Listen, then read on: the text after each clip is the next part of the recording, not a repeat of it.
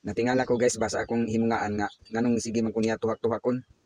Nya karon ako nakahuna-huna ba mong ako din siyang gibidyohan ug unsay plano niya. Wala ko kabalo unsay dahilan niya pag human niya og tuhak sa ako gisaka din siya sa taas. Niya ding plano. Gusto niya nga tabangan ako siya no para ibalhin ang iyang itlog.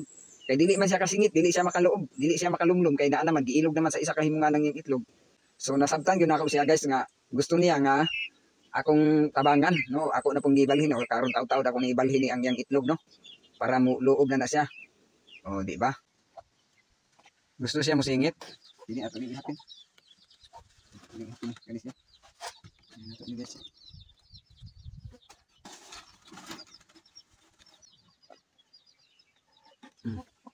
Diha ka. Oh, tanawa guys. Oh. Diha. Mo ding nagpatabang siya nako guys. Eh gusto po niya kuan siyang itlog. So kuan siya apa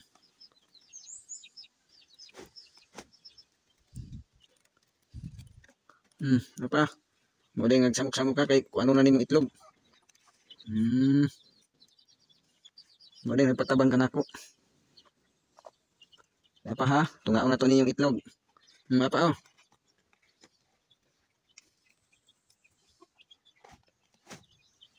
Palaban na ikan ako ha. Ya, okay na no.